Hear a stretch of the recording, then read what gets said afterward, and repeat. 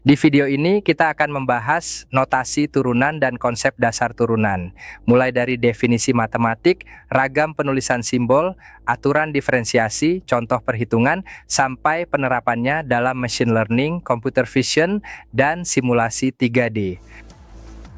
Turunan pada dasarnya adalah cara untuk mengukur seberapa cepat suatu besaran berubah tepat pada satu titik tertentu.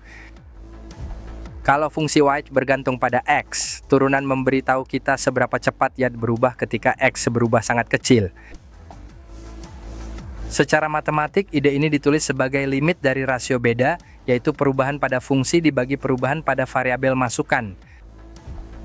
Ketika selisih masukan itu mendekati 0, kita tidak lagi melihat perubahan rata-rata, tetapi laju perubahan seketika.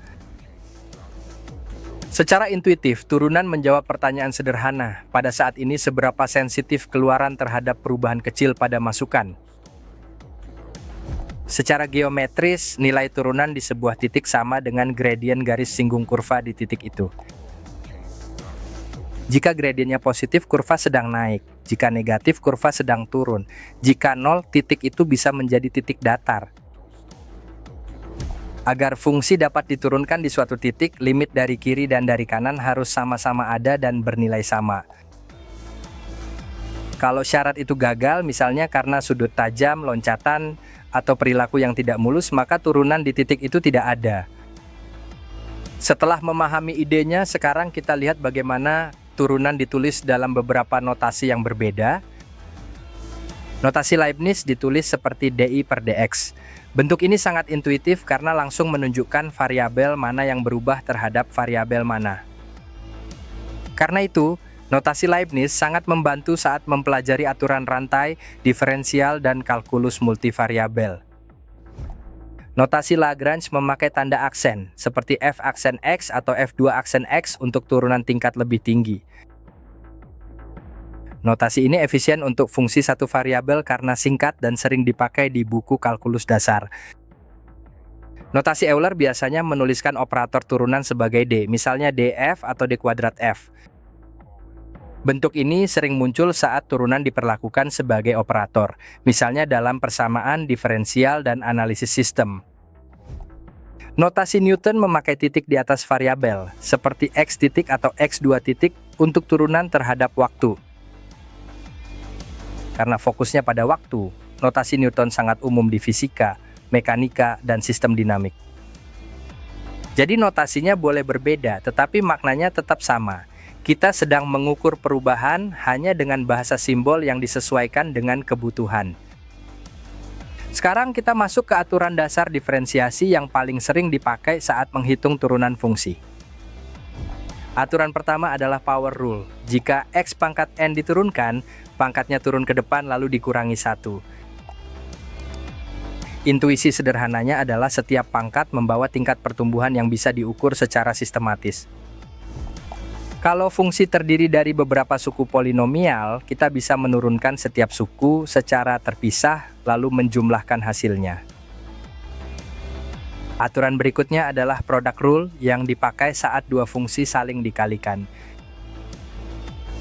Idenya adalah perubahan hasil kali dipengaruhi oleh perubahan fungsi pertama dan perubahan fungsi kedua, jadi keduanya harus ikut dihitung. Lalu ada quotient rule untuk fungsi berbentuk pembagian. Di sini perubahan pembilang dan penyebut sama-sama berperan. Penyebutnya dikuadratkan agar bentuk rasionya tetap konsisten saat laju perubahan dihitung. Yang sangat penting dalam ilmu komputer adalah chain rule, yaitu aturan untuk fungsi komposisi, ketika satu fungsi berada di dalam fungsi lain. Chain rule menyuruh kita menurunkan bagian luar lalu mengalihkan dengan turunan bagian dalam. Jadi fokusnya bukan hafalan tetapi melacak alur ketergantungan antar bagian fungsi. Supaya aturan tadi lebih terasa nyata, mari kita kerjakan dua contoh yang sering muncul di latihan dasar. Contoh pertama adalah fungsi polinomial, misalnya f dari x sama dengan 3 kuadrat ditambah 4 dikurangi 5. Kita turunkan setiap suku satu persatu, turunan dari 3 kuadrat menjadi 6 nas. Lalu turunan dari 4 menjadi 4, sedangkan turunan konstanta minus 5 adalah 0. Jadi hasil akhirnya adalah f aksen X sama dengan unpairs ditambah 4. Contoh kedua, memakai chain rule. Misalnya G dari X sama dengan kuadrat dari X kuadrat ditambah 1.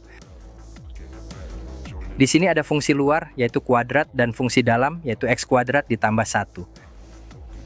Menurut chain rule, kita turunkan bagian luar terlebih dahulu sehingga menjadi 2 kali X kuadrat ditambah 1. Setelah itu, kalikan dengan turunan bagian dalam, yaitu 2 case. Maka turunannya adalah 2 kali X kuadrat ditambah 1, lalu dikali 2X. Dari sini kita bisa melihat bahwa chain rule bekerja dengan mengikuti lapisan fungsi secara berurutan. Sekarang kita pindah ke dunia AI dan machine learning, tempat turunan dipakai hampir di setiap proses pelatihan model. Saat model membuat prediksi, kita biasanya mengukur seberapa besar kesalahannya dengan sebuah cost function atau loss function. Turunan dari loss terhadap parameter memberitahu arah perubahan yang paling efektif untuk menurunkan error. Informasi arah dan besar perubahan itu kita sebut gradient. Gradient inilah yang memandu proses optimisasi. Dalam gradient descent, bobot model diperbarui sedikit demi sedikit ke arah yang berlawanan dengan gradient agar nilai loss turun. Kalau langkahnya terlalu besar, model bisa melewati titik minimum. Kalau terlalu kecil, proses belajarnya menjadi sangat lambat. Pada neural network, tantangannya lebih besar karena output akhir bergantung pada banyak layer yang saling tersusun. Disinilah chain rule menjadi sangat penting. Kita menghitung bagaimana perubahan di layer luar ditelusuri kembali ke layer-layer di dalam. Proses itu dikenal sebagai backpropagation, yaitu cara sistematis untuk menghitung gradient setiap bobot dari belakang ke depan. Jadi ketika Anda mempelajari turunan, Anda sebenarnya sedang mempelajari bahasa dasar yang membuat model AI bisa belajar dari kesalahan. Turunan juga sangat penting dalam pengolahan citra digital dan simulasi 3D. Dalam image processing, kita sering tertarik pada perubahan intensitas pixel dari satu lokasi ke lokasi lain. Kalau perubahan itu tajam, besar kemungkinan di sana ada tepi objek. Operator seperti Sobel memperkirakan gradien citra untuk menonjolkan area dengan perubahan intensitas yang besar. Metode Kenny melangkah lebih jauh dengan memanfaatkan informasi gradient untuk menghasilkan deteksi tepi yang lebih stabil dan rapi. Di simulasi 3D dan game engine, turunan terhadap waktu membantu kita memodelkan gerak. Jika posisi dianggap sebagai fungsi waktu, turunan pertamanya adalah kecepatan. Turunan keduanya adalah percepatan, yang sangat penting untuk simulasi gaya, lintasan, dan respons fisika. Itulah sebabnya konsep turunan muncul baik saat komputer membaca gambar maupun saat mesin simulasi, menghitung bagaimana objek bergerak. Jadi, turunan adalah alat utama untuk memahami perubahan, baik lewat definisinya, notasinya, aturan hitungnya, maupun contoh penerapannya. Dari kalkulus dasar sampai machine learning, computer vision, dan simulasi fisika, konsep ini tetap menjadi fondasi penting dalam ilmu komputer modern. Kalau konsep ini sudah terasa lebih jelas, Anda sudah punya dasar yang kuat untuk melangkah ke topik optimisasi, neural network, dan pemodelan komputasional yang lebih lanjut.